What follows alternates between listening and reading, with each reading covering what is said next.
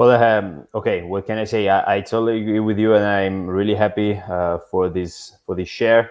Okay, Tim, you've made a lot of experience with different athletes, with different sports, with different situations, and you talk already. You really talk about many things that you believe in for being the top at your job, and which the progression of work and so on. But I want to move the focus on the athletes, and I want to ask you, due to your experience, what do you think, or which do you think is or are the best qualities, the most important qualities that makes an athlete a top level athlete?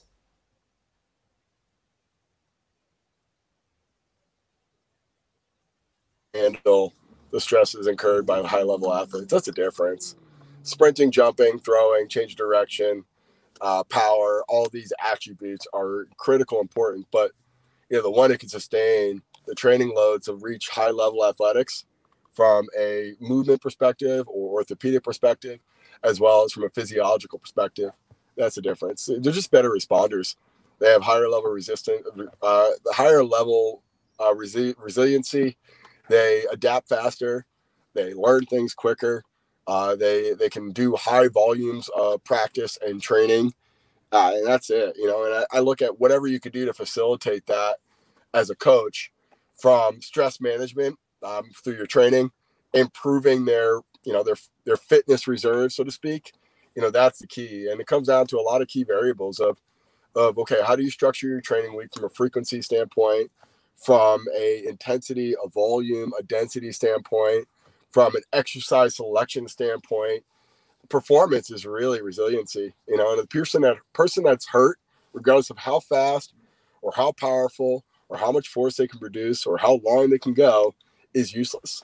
And I think as we start to evolve as a profession and we look at sports science as a means to go, okay, what is the minimal effective dose on one end of the spectrum? That's kind of the safety default of what is the least I need to do to hopefully help someone not get hurt and go through all the prerequisite things from practice and competition they need to do to be successful.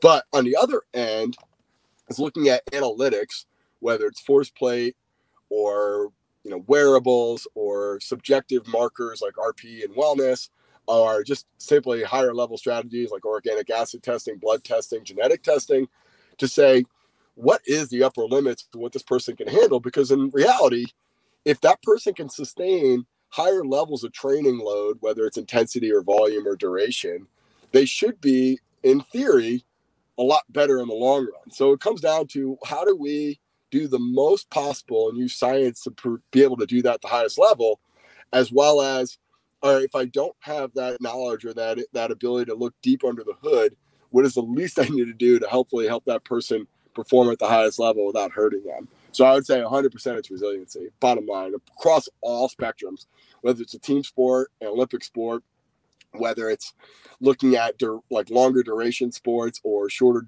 duration sports, whatever it is, it's going to come down to, bottom line, do they have the resiliency and the capacity to sustain the training loads and the time it takes to reach international or world caliber level?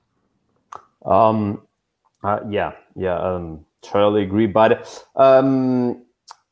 what do you think about it? You talk about resiliency and capacity to afford and to sustain higher training load, but how do you think this capacity is mental more than physiological? Because, for example, I read a lot about U.S. Navy training, so how to become a military of the Navy. The trainings are crazy, no, to sustain, and the period of formation of these military, of these athletes are incredible. So what do you think? It's more physiological or is more psychological being an athlete, a top level one? Well, first off, I think what you're getting is the people that survived, and then when we look at military or any mass training, it's, attrition is real. So if we're looking at it in terms of we're omitting the data that says the people that broke down from that unsustainable training load as not part of the equation, I think that kind of like limits that perspective. So if like you read Navy SEAL stuff, you're only getting 5% of the sample that survived that training. And they essentially weed out the people that either didn't have the mental bandwidth or the physical bandwidth to handle that level of training. And I don't think that's really a good model personally. I look at it from the level of, if you're really good at what you do, you can systemically make everyone better. It's just a matter of looking at it from the context of, okay, well, what can that person sustain physiologically and psychologically? And I think another really good 2 areas to really dive into on that is you look at fitness fatigue by Bannister, and you look at central governor by Noakes, and you kind of create this 2 model approach of, all right, if they have a certain level of adaptability, that fitness residual should increase exponentially over time, and the fatigue should be limited, right? So what Bannister will talk about is like this 3-to-1 ratio of fitness residuals should last 3 days and fatigue residuals should last 1. So when you have too high of a frequency or you're doing too high of a training load, that fitness residual increases and the fitness residual decreases and the fatigue residual increases. And then all of a sudden you start to get to overtraining and burnout and breaking down and injury. And then the other end is, well, we find, and this is something that I've really dived a lot into, specifically with the military guys, because honestly, they need less. And the psychological approach is, it's a very finite thing. And if you look at it from the subjective thing of, oh, I got broken today. And I really fight this dogma of, if you're not buried, you're not getting training in. Like this, like a really good day is something that leads to a greater overall outcome. We should be measured by what we achieve, not by how tired we are in any given day or what we can sustain in one given moment based off of external or peer pressure or environment. If we look at it from the Noakes perspective and looking at, we train our governor, so to speak, to sustain longer periods of training, right? So if we have a really high training load on one given day and we don't have adequate recovery, what we do is essentially train ourselves to flatline early. And we start to create this lower and lower governor so we don't override the system and break down. So we're training ourselves to go sub-maximally just to survive. And when we look at training loads, and if we go back to a vertical integration model of Charlie Francis, of high training loads is really dampening that CNS. And then on the other end, a low training load is working on another integration, meaning aerobic fitness, that every day is going to be this variation between high and low. We're essentially raising the governor in that format. So when I look at military training, or I look at things like CrossFit, or I look at just unsustainable HIIT models, I look at it, okay, well, what is the counterbalance? Duality is real. Do we have variability in the system? I mean, that's the whole pretense for heart rate variability.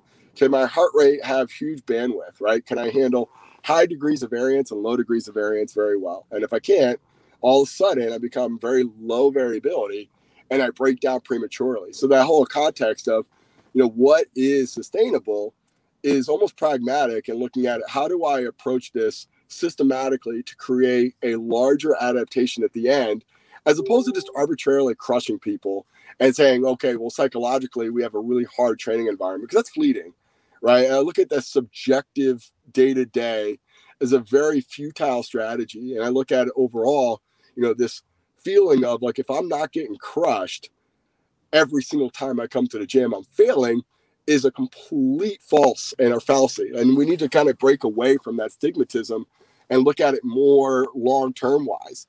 And the biggest strength I have with our military guys is giving them permission to have days that are low and have days that are leading to the greater good. Literally I have a guy training for a Green Beret right now.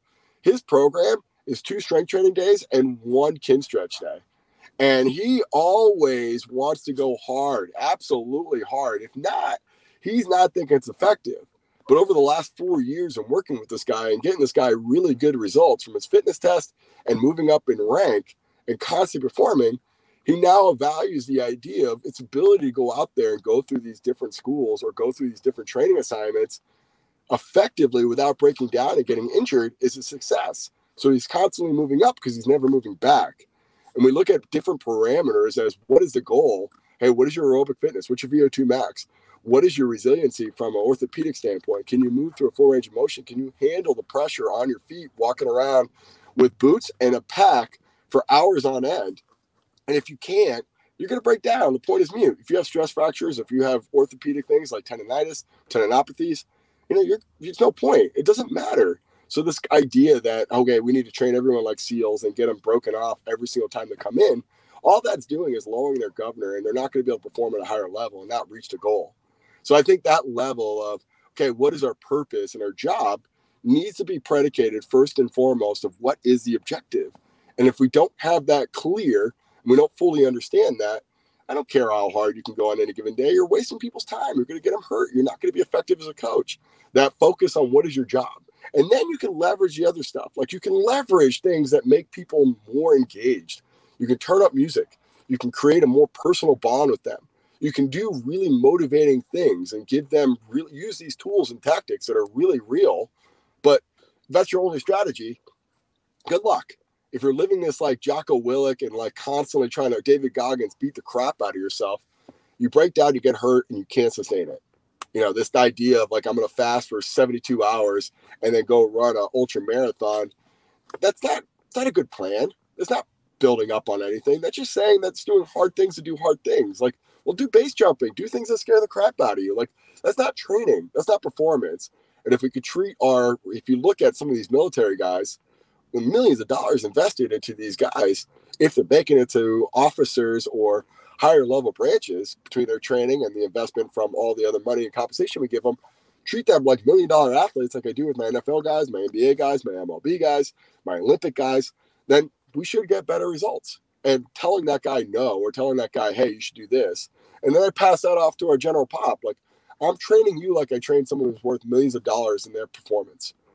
And take comfort and solace in knowing that I'm the voice of reason because I've learned from those mistakes constantly, and I've done the research to know the objective is this.